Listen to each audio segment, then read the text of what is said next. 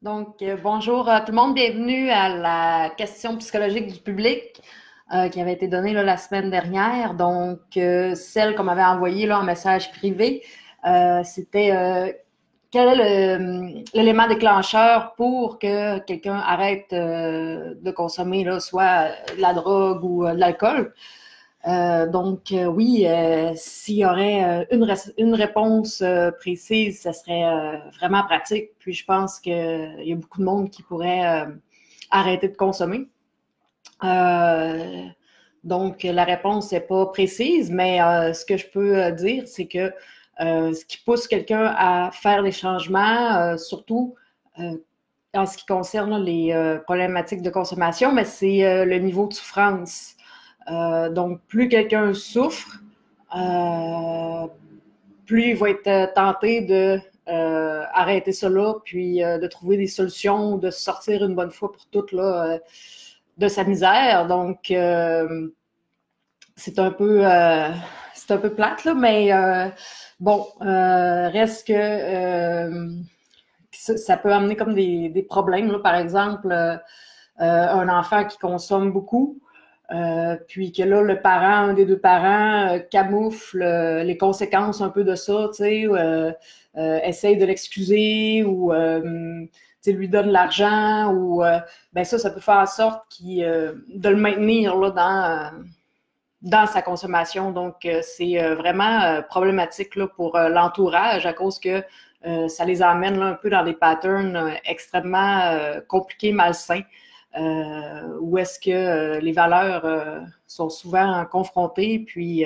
ça amène des situations déchirantes. Là. Donc, souvent, ça peut être aussi le conjoint par rapport à son chum, sa blonde. C'est quand même très difficile de manœuvrer ça, une relation quand même proche là, avec quelqu'un qui consomme, qui a une problématique en tout cas de consommation soit d'alcool ou de drogue, ou ça peut être n'importe quelle autre consommation, ça peut être les jeux vidéo, loterie vidéo. On m'avait parlé aussi d'une autre question, est-ce que le fait de se pitcher dans le travail, est-ce que ça peut être considéré comme une dépendance? C'est pas reconnu comme une dépendance en tant que telle, là, si on parle, exemple, du DSM ou c'est ce type-là de manuel-là là, de psychiatrie, mais il reste que ça peut amener le même genre de conséquences. C'est un bon moyen qui paraît peut-être mieux socialement de fuir la réalité, de fuir ses responsabilités. Euh, en tout cas, ça donne meilleure conscience que de virer des brosses. Là. Mais c'est ça. Donc, pour un des éléments déclencheurs, reste que c'est le degré de souffrance, le fait de ne plus pouvoir continuer à consommer, d'être un peu dans un impasse, face à la mort, je pourrais dire, ou face au fait de perdre là, quelque chose qui donne un sens là, ou qui donne encore un sens là, à la vie de la personne. Des fois, ça peut être le fait de perdre la garde de ses enfants ou des choses comme ça, le fait de perdre son travail. À un moment donné, la personne, après avoir pogné un mur comme ça, si je peux dire, ben, elle va peut-être se remettre en question, faire des prises de conscience, mais ça se peut aussi que ça l'enfonce davantage dans son problème parce que là, elle a encore moins de raisons là, de vivre, là, si je peux dire. C'est un peu compliqué. Souvent, c'est pour en parler à quelqu'un qui a un problème comme ça, c'est de lui dire peut-être tu devrais arrêter de consommer, des choses comme ça, c'est aussi touché parce que ça peut faire en sorte que la personne se braque ou résiste encore plus, puis qu'elle s'isole davantage là, dans sa conso, dans son monde d'illusion, en pensant que bon, personne ne me comprend, elle va se victimiser, puis bref. N'importe quelle occasion là, où peut être bonne, mais dans des situations comme ça où ou se sentir incompris, ben ça peut faire ça. Donc, ce qui est mieux, ce qui est peut-être conseillé, c'est de parler de ça à la personne dans un moment où est-ce qu'elle est plus vulnérable. Ça veut dire le lendemain, le lendemain d'un trip là, quand elle est bien maganée ou qu'elle est malade, là, qu'elle l'alcool le rendu malade ou qu'elle a fait, exemple, une psychose toxique ou que, tu sais, elle a été plusieurs journées sans manger ou sans dormir, mais tu sais, à ce moment-là, le niveau de souffrance il est vraiment plus élevé. Donc, des fois, ça peut être bon là, d'essayer de parler à la personne à ce moment-là. Donc, ça, c'est un petit truc. Mais reste que c'est bien compliqué d'avoir le contrôle sur la consommation de quelqu'un d'autre parce que lui-même a pu le contrôle dessus. Fait que c'est assez compliqué, là. Puis,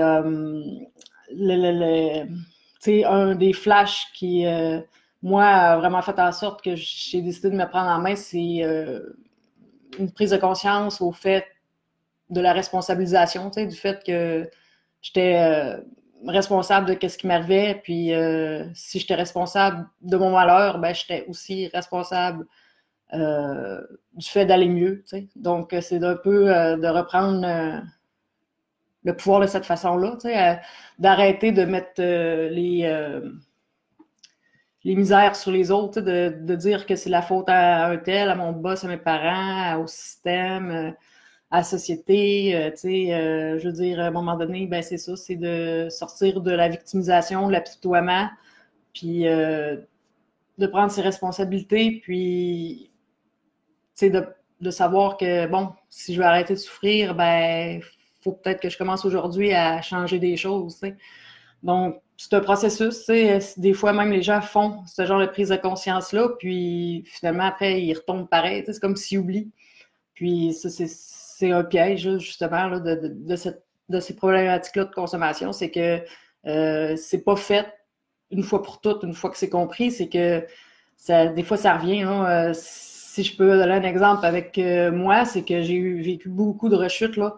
Puis même encore dans mes dernières rechutes, là, exemple, un peu plus de 2 ans, ben j'arrivais quand même à me faire croire que j'avais pas de problème d'alcool, que j'avais pas de problème de drogue, que c'était passager, puis que là maintenant je suis correcte, tu sais. Puis je le croyais ça, c'est comme une partie dans mon cerveau, je sais pas comment qu'elle faisait, mais tu sais, cette idée-là, elle ressurgeait, puis je commençais à y croire, puis à banaliser ce qui était arrivé. Donc, c'est vraiment, là, le consommateur, il se tend lui-même des pièges, tu sais, puis il tombe dedans. Donc, c'est assez fastidieux, là. Donc, il n'y a pas de réponse là, précise à cette question-là. Par contre, c'est de continuer à croire que la personne peut s'en sortir sans adopter des comportements qui la maintiennent dans son pattern. Ben déjà là, c'est un bon pas, mais ça peut amener là, chez la personne beaucoup de culpabilité, là, chez la personne qui aide plus le consommateur, mais en même temps, plus que la personne va souffrir, va être mal prise, ben plus il y a de chances qu'à un moment donné, elle s'en sorte. Mais oui, il y a des risques. Il y a des risques que la personne finisse à l'hôpital, qu'elle finisse en prison, qu'elle finisse qu'elle meure, là, tout simplement. Mais c'est justement pourquoi que c'est les dépendances, c'est une problématique qui est extrêmement cause extrêmement de ravages, là, puis pas juste la personne qui consomme, mais aussi ses proches. Donc, merci d'avoir participé à la question psychologique. Puis, je vais en refaire d'autres éventuellement. Donc, vous pouvez me laisser là, des commentaires à savoir là, si vous appréciez ça, s'il y a des choses que vous aimeriez que j'ajoute. Donc, sur cela, je vous souhaite bonne soirée et à bientôt. Bye!